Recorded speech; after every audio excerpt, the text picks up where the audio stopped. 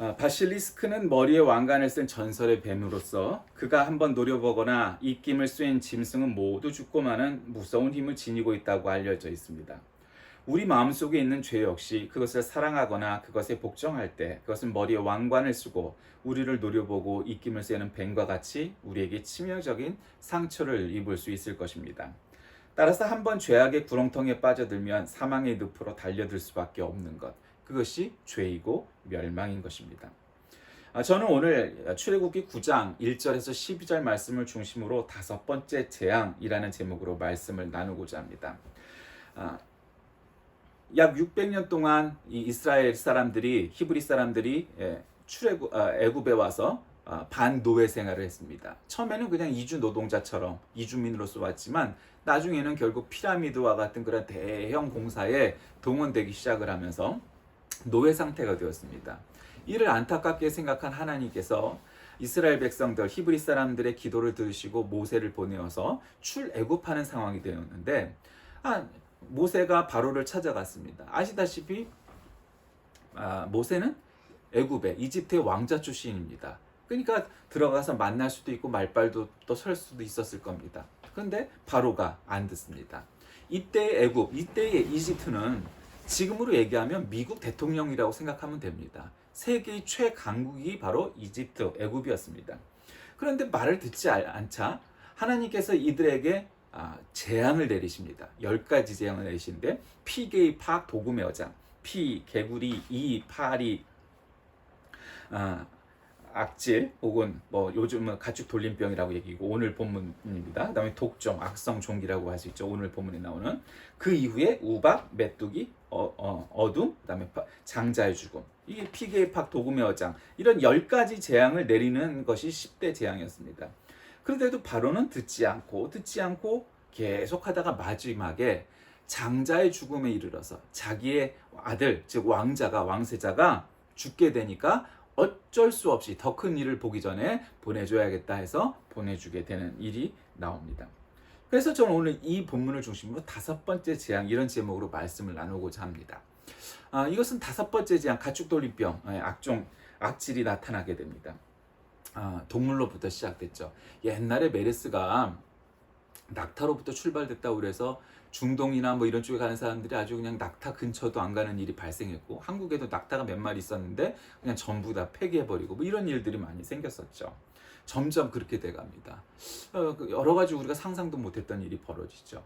우리는 지금 작년 사실은 뭐 재작년 연말서부터 올해까지 코로나 시국에 삽니다. 영어로는 코비드19라고 부르는데 중국 우한으로부터 시작된 걸로 알려져서 보통 뭐 어떤 사람들은 우한 폐렴이라고 부르기도 했는데 그 나라 발생 지역의 이름을 붙이면 안 된다 하는 그런 이제 WHO의 세계보건기구의 방침에 따라서 코로나 바이러스, 그래서 영어로는 줄여고 코비드 이렇게 표현을 하는데 그거는 뭐 그럴 수 있습니다. 뭐 한 나라의 국명이나 지명을 너무 이런 질병이나 바이러스 이름을 붙이는 것은 적절하지 않죠.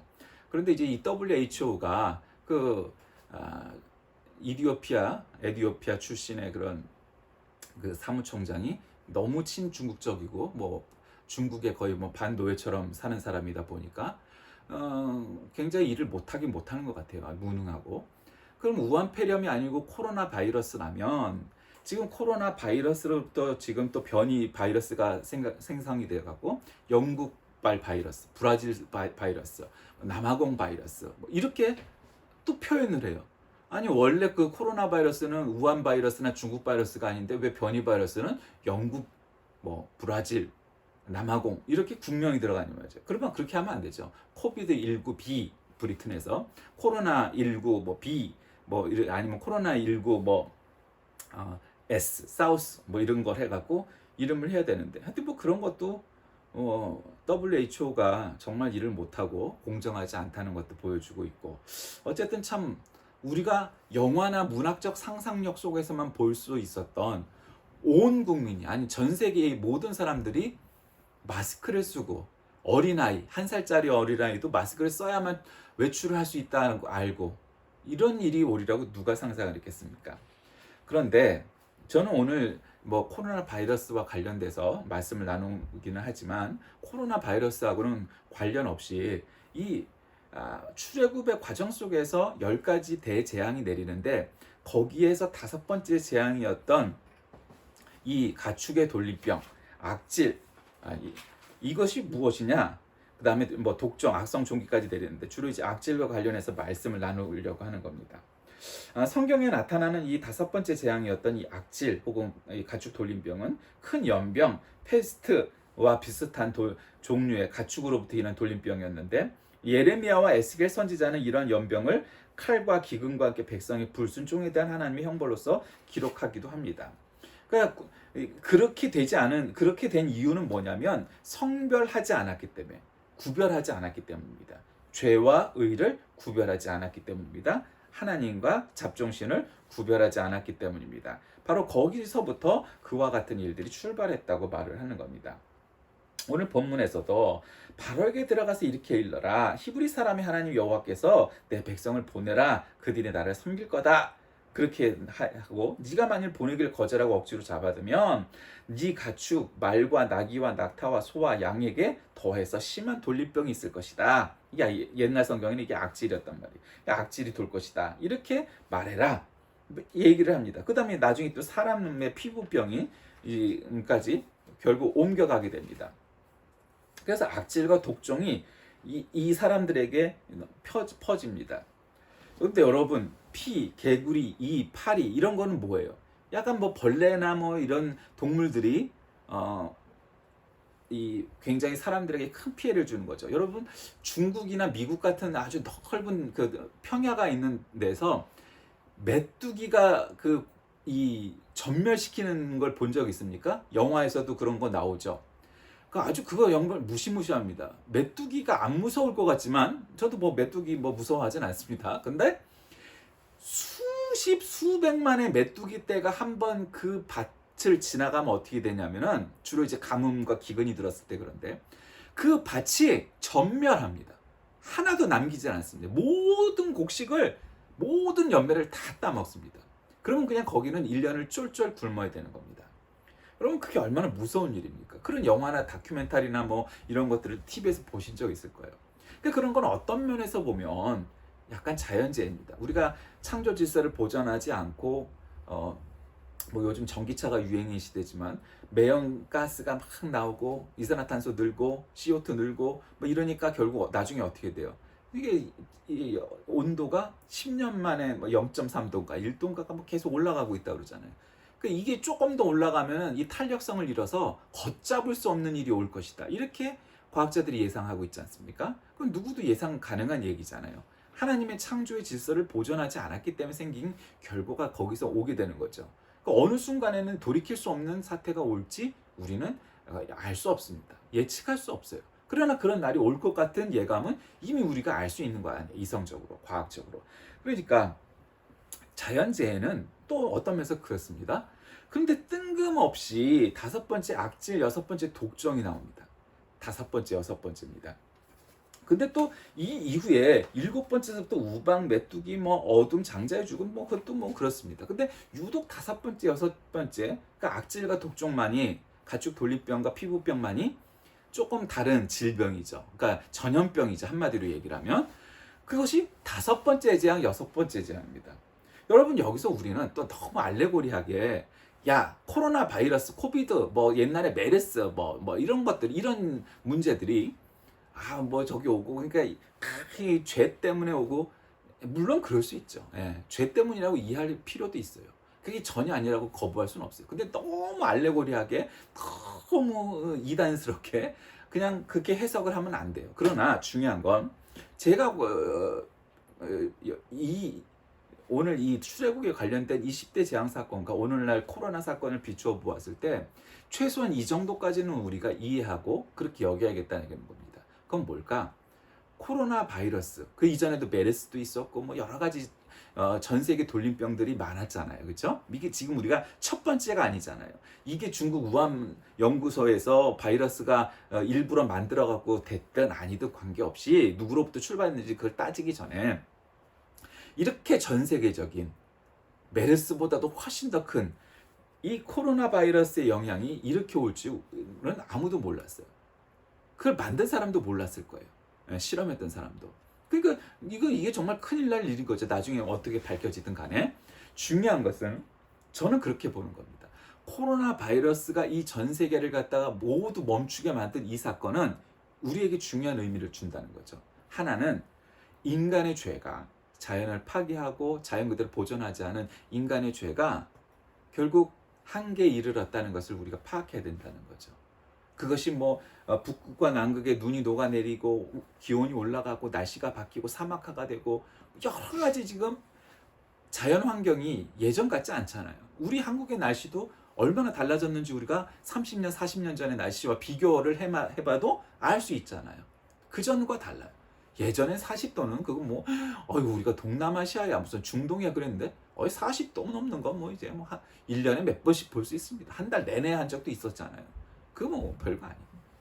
요점은 뭐냐? 코로나 바이러스가 이렇게 왔다는 건 인간의 죄로 인한 하나님이 우리에게 주시는 액션이다, 사인이다 라는 걸 파악해야 된다는 거 하나 하고요.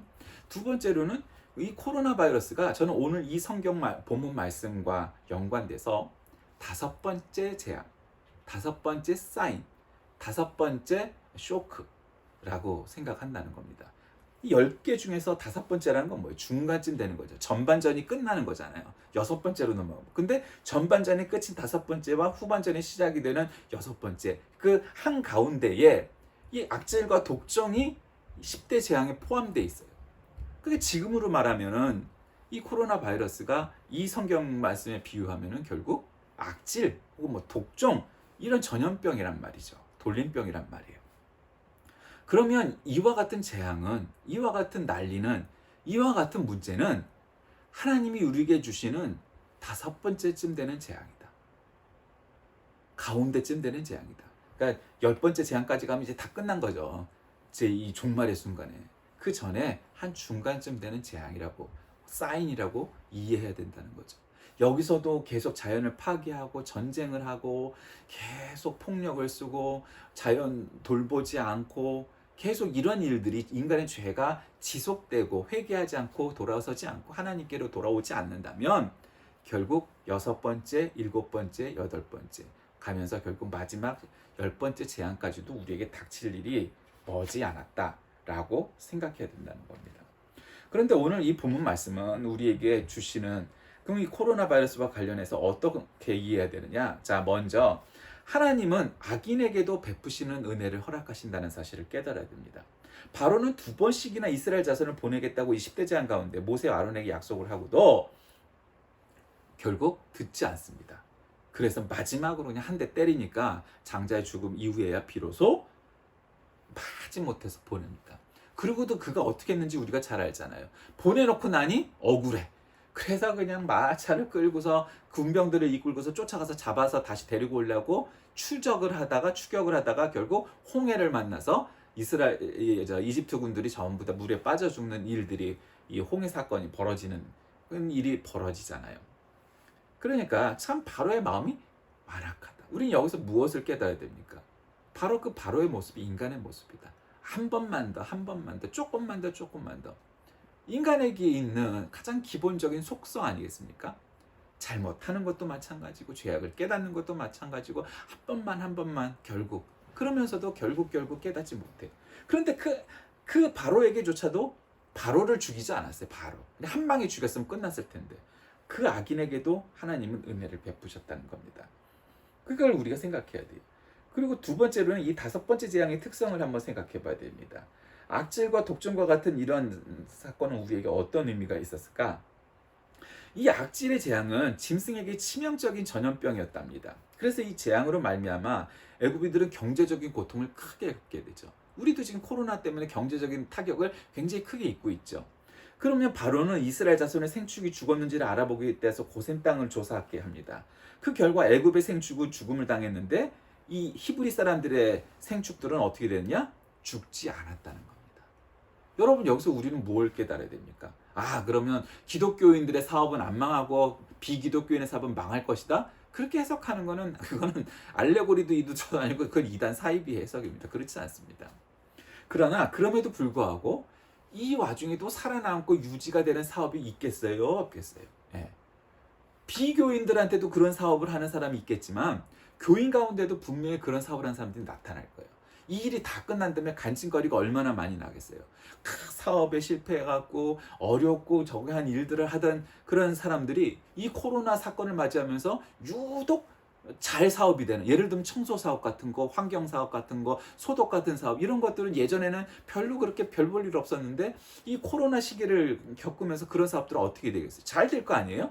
그 중에 간증거리 하는 사업가들, 교인들이 나오겠어요? 안 나오겠어요? 나올 거라고요, 분명히. 뭐 그런 단순한 것부터 더 여러 가지 일들이 나올 거예요. 중요한 것은 이런 재앙을 맞이할 때 우리가 깨달아야 될 것이 있다는 거예요. 그건 뭐냐? 지금 바로는 조사해봤더니 애굽 사람, 이집트 사람들의 생축은 다 죽고 히브리 사람들의 생축은 살았다면, 아, 하나님은 살아계신 하나님이구나 확신을 하고 돌아섰어야만 돼. 하나님을 믿었어야만 돼. 근데 안 믿었어요. 그걸 자기가 실증을 했잖아. 자기 혼자의 문제가 아니라 자기네 전 국민의 생축들이 다 죽어나갔어. 그거 얼마나 대단한 일이겠어요. 여러분, 여기는 농사를 짓긴 짓지. 그러나 우리나라처럼 농사를 지을 수 있는 땅은 아니에요. 아무리 뭐 비옥하니 어쩌니 그래도 애굽 땅 전체가 농사를 지을 수 있는 땅은 아니라고요. 그런데 이런 그 어마어마한 돌림병을 겪어서 이 생축들이 다 죽으면 농사보다 목축업이 더 큰 이 중동 지역에서 이건 대단한 타격이란 말이에요. 우리나라에서 제일 큰 사업이 뭐예요? 지금 돈이 되는 사업이. 삼성전자를 비롯한 이 IT 사업 아니겠어요? 그 다음 현대자동차를 비롯한 자동차 산업이란 말이에요. 뭐 조선도 있겠지만. 그런 게 제일 커요. 근데 만약에 자동차하고 전자산업이 무너지면 우리나라 어떻게 되겠어요? 절반은 망하는 거예요. 절반은 망하는 거예요. 근데 그런데도 나라의 이 경제의 절반이 무너져 내렸다고 봐도 과언이 아닌데, 그 이상인데 그는 돌아서지 않았어요. 여섯 번째 재앙도 또 비슷한데, 세 번째와 아홉 번째 재앙처럼 여섯 번째 독종 재앙은 아무런 경고가 없는 상태에서 연이어져요. 그러니까 다섯 번째 재앙은 다음에 바로 오는 거죠. 근데 이게 사람의 생명을 위협하는 것으로 첫 번째 첫 번째 재앙인데, 사람과 짐승의 몸에 종기가 나는 피부병이에요. 아주 악성 피부병이 나는 거죠. 그러니까 모세가 풀무의 날림으로 인해서 이 재앙에서는 성경이 강조한 듯 애굽의 술객들이 아무 손도 쓰지 못하고 당하게 됩니다. 심지어는 그 마술사들, 그 술객들, 그들의 종교인들, 무당들도 백성들과 똑같이 고통을 당합니다. 그러면서 그들의 신의 무력함을 깨닫게 되는데 그 속에서도 고집을 피우게 되죠. 그것이 이제 오늘 나온 독종에 대한 문제입니다. 그리고 나서 이제 우박도 내리고 어둠에 내리고 장자의 죽음도 내리고 이제 그러면서 이제 결국 나중에 문제가 되죠. 자, 그제서야 비로소 바로는 이게 하나님이 이 애굽의 신과는 싸움이 안 되는구나 이렇게 깨닫게 됩니다. 그래서 자신에게 주어진 이 5차례 재앙을 당하면서 애굽의 술객들과 박사들의 입을 통하여 이게 곧 하나님의 능력이라는 경고의 메시지를 듣습니다. 뿐만 아니라 자신이 직접 목격하고 겪은 과정 속에서 분명히 이것이 이집트와 이스라엘을 구별하시는 하나님의 능력에 대한 능력과 재앙인 것을 깨닫습니다. 그러면은 이때 알찼구나, 옳았구나 하고 하나님께 무릎을 꿇어야 했습니다. 그래서 이제 애굽은 여호와 하나님, 야훼 하나님을 믿는 나라가 될 것이다. 이렇게 했다면 어쩌면 그 이후의 일들을 안 닥쳤을 수도 있을 거예요. 그런데 그렇지 않았어요. 하나님께서는 우리에게 단순한 깨달음을 요구하시는 것이 아니라 완전한 회개를 요구하시는 겁니다. 깨달음과 강팍함은 바로의 경우와 같이 공존할 수가 없는 것입니다. 근데 그는 깨닫지도 않았고, 깨닫기는 살짝 했는데 그의 강팍함으로 인해서 그러질 않았어요. 그래서 그는 진정한 회개를 못했어요. 그래서 죄악을 그대로 온몸으로 받아내야만 했죠. 저는 지금 앞으로 미래에 닥칠 일들이 걱정스럽기도 하죠. 우리의 자손들, 우리의 후손들이 살아갈 땅인데 점점 자연이 파괴되어서 이렇게 옛날 같지 않고 마스크를 평생, 아니 이제 마스크보다 더한 것도 맨날 쓰고 다니는 그런 세상이 되는 것이 아닌가 염려스럽죠.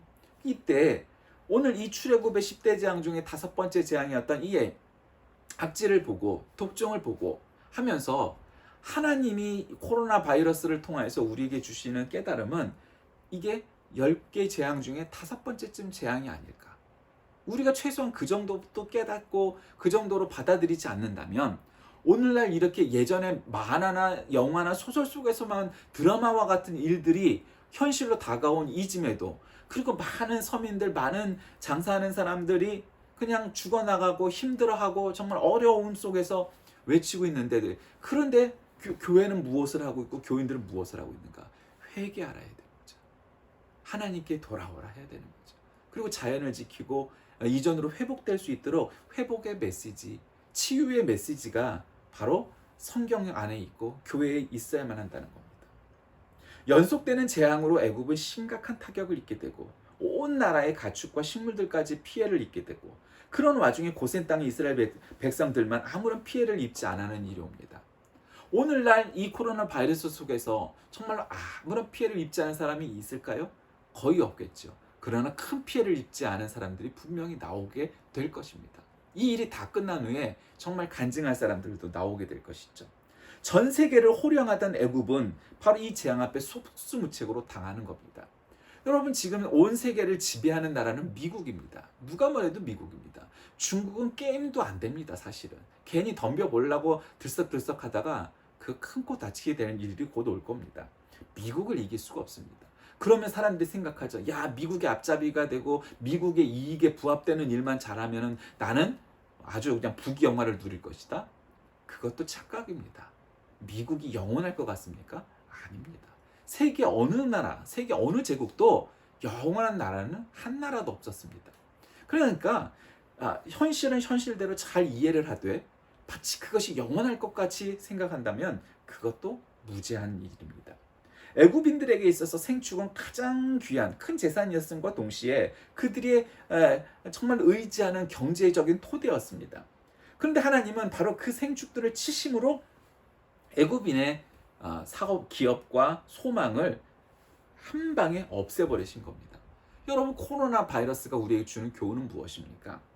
하나님께서 이 자연을 파괴하고 죄를 짓는 인간들에게 주는 메시지 5번째 재앙, 한 절반쯤 되는 경고 사인이었라고 저는 생각을 합니다. 악질과 독점, 이런 재앙 속에서도 바로와 그의 신하들은 이스라엘 자손을 내보내길 거부합니다.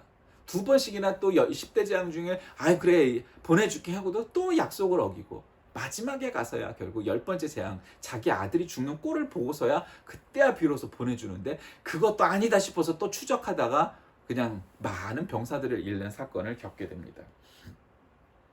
바로는 어리석고 어리석은 사람이었습니다. 그가 세계를 호령하는 애굽의 왕이었지만, 그가 바로 파라오였지만, 그러나 그런 영적으로 굉장히 무지한 인간이었습니다.